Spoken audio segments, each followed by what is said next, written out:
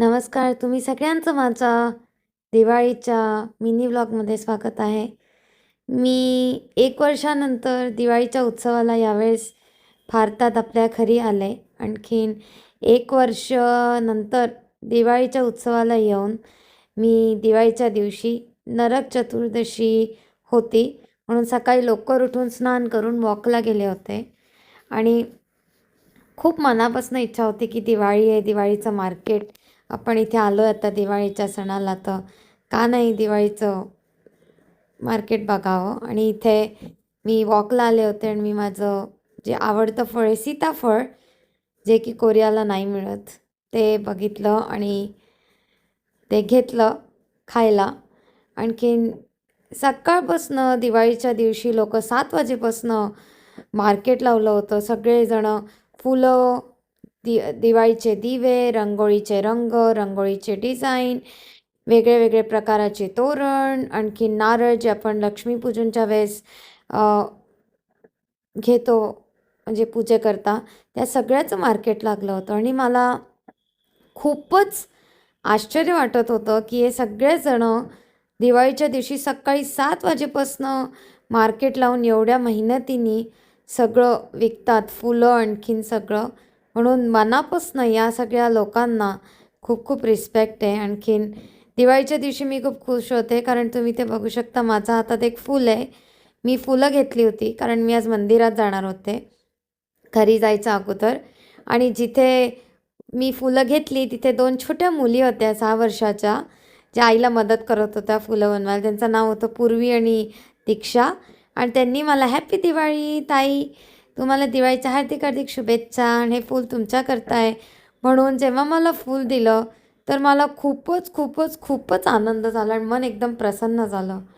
आणि हे पहिलं दुकान तुम्ही बघू शकता, इथे सगळे प्रकाराचे वेगळे वेगळे रांगोळीचे रंग, दिवे, नारळ जे आपण लक्ष्मीपूजना करता आपल्याला लागतं, आणि वेगळे वेगळे रांगोळीचे डिझाईन. आजकाल रांगोळीचे खूप सुरेख डिझाईन असल्याने रांगोळी काढणं खूपच खूपच खूपच सोपं झालं आहे. आणखीन खूप छान वाटत होतं. या दुकानामध्ये तर सगळे म्हणजे देवाचे फोटो, गौरी आणि सगळे जितकेही प्रकाराची इथे मूर्त्या होत्या ते एवढ्या सुरेख होत्या की मला असं वाटलं की मी सगळ्या सगळ्या सगळ्या जे आहे ते विकत घेऊन घेऊ, पण मी नाही घेतल्या. एनिवेज आणखीन इथे लाया पण होत्या.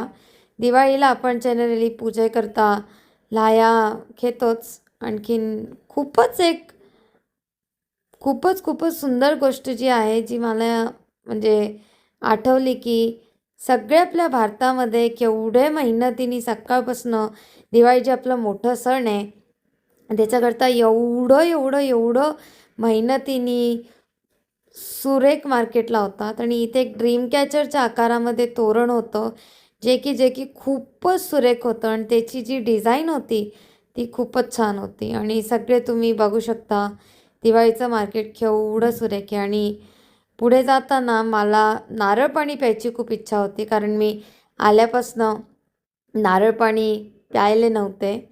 आणखीन मी कोरियाला राहते आणि कोरियामध्ये नारळ पाणी नाही मिळत.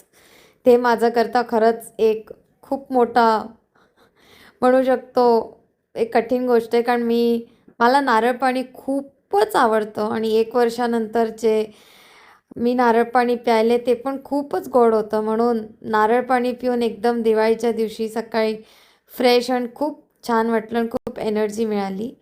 आणि इथे जाताना मी जेव्हा बघितलं, मी विचार केला सगळे लोक आपल्या भारतामध्ये जे एवढ्या मेहनतीने दिवे बनवतात, केवढे केवढे केवढी मेहनत लागत असेल. कारण दिवे जे होते ते एकाच आकाराचे नाही, वेगळ्या वेगळ्या आकाराचे होते. काही दिवे फुलाच्या आकाराचे होते.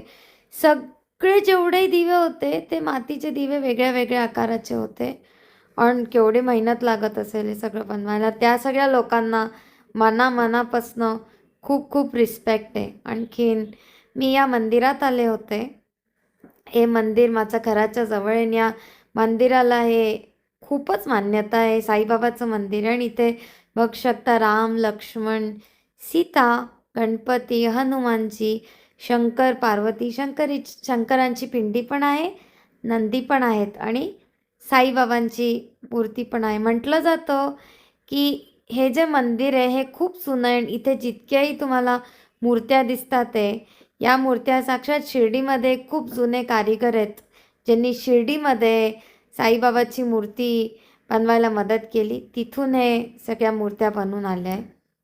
आणखीन मी सगळ्या देवांना मनापासून खूपच मानते आणि शंकराला मी सर्वात जास्त मानते. तर दिवाळीच्या दिवशी मंदिरात आपण सगळेजणं जातोच, पण दिवाळीच्या दिवशी सगळ्यांनी मंदिरात जावं. आणखीन इथे खूपच जी शंकराची जी पिंडी होती ती इतकी तेजस्वी आणि सुरेख होती. तर मी इथे लोटीनी पाणी घेतलं आणि 11 वेळ शंकरांचा अभिषेक केला, ओम नमः शिवाय म्हणून.